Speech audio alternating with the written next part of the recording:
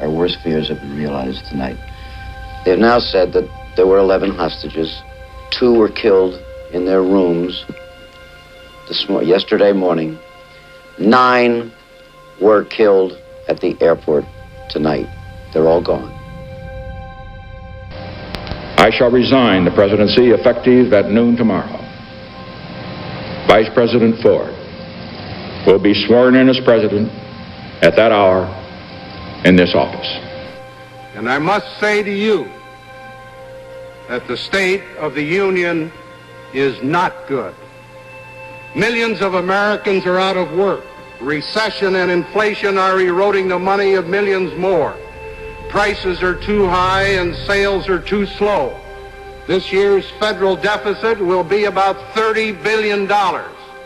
Next year's probably $45 billion. The national debt will rise to over $500 billion.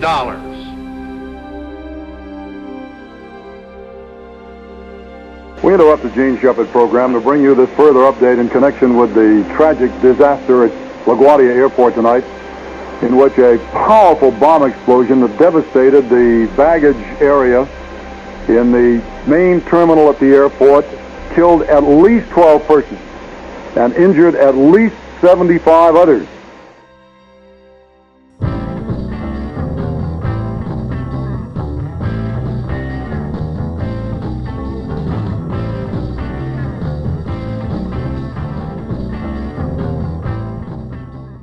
State of Hawaii with 4 electoral votes. Those votes have gone to Carter, and that does it. ABC now projects Carter is the winner with 272 electoral votes. We had one.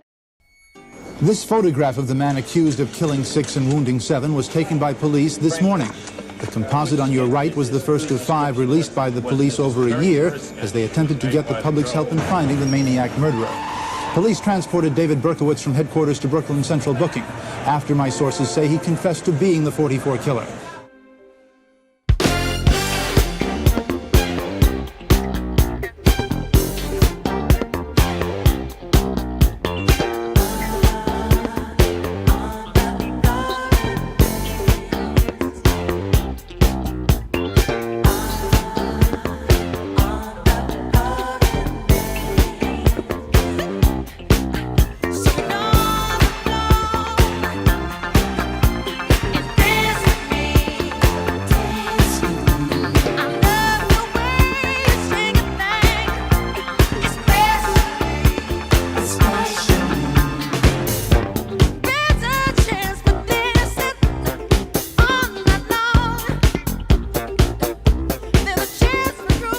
That is a live picture, and obviously a major fire in a large building in the South Bronx region of New York City.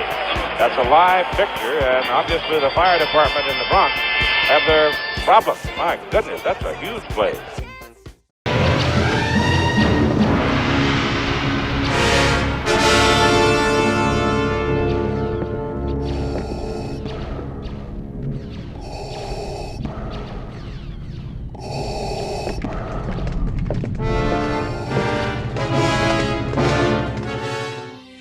Good evening. The news from Guyana is even worse than we thought yesterday. All of the bodies that have been sighted have now been airlifted out, but in still another almost unbelievable turn of events, another 135 bodies were found today, and authorities now believe the final death count will be about 910 people.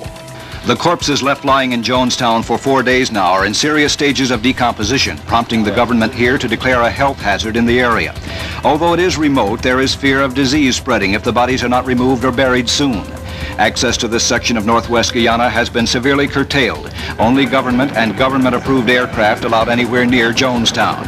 No one is allowed inside the compound except authorities in advance of the recovery operation. Frank, it was an accident at the 3 Mile Island nuclear power plant, which is located on an island in the Susquehanna River, 10 miles from Harrisburg. A cooling pump broke down, and the plant did just what it was supposed to do, shut itself off. But not before some radioactivity had escaped. Some 60 Americans, including our fellow citizen whom you just saw bound and blindfolded, are now beginning their 6th day of captivity inside the U.S. Embassy in Tehran. It's Friday morning there now. But throughout this night in Washington, officials will continue their search for some way to negotiate the hostages' freedom. After 30 days of unsuccessfully trying to get the American hostages out of Tehran, the government of the United States is now trying to get the deposed Shah of Iran out of this country.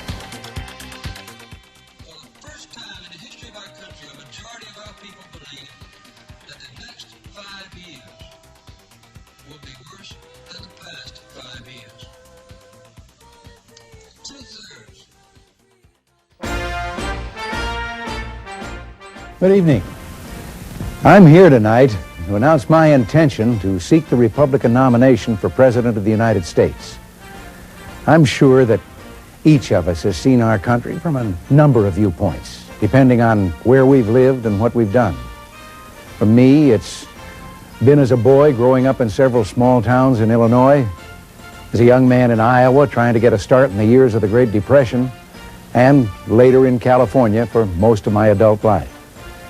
I've seen America from the stadium press box as a sportscaster, as an actor, officer of my labor union, soldier, office holder, and as both Democrat and Republican. I've lived in an America where those who often had too little to eat outnumbered those who had enough. There have been 4 wars in my lifetime, and I've seen our country face financial ruin in the Depression.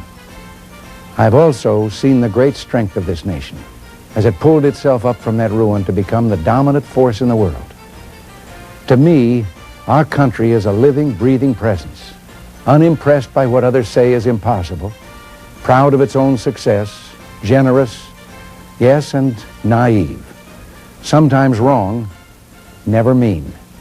Would you like to be the President of the United States? I really don't believe I would, Rona. I would love and I would dedicate my life to this country, but I see it as being a mean life, and I also see it that somebody with strong views and somebody with the kind of views that are maybe a little bit unpopular, which may be right, but may be unpopular, wouldn't necessarily have a chance of getting elected against somebody with no great brain but a big smile.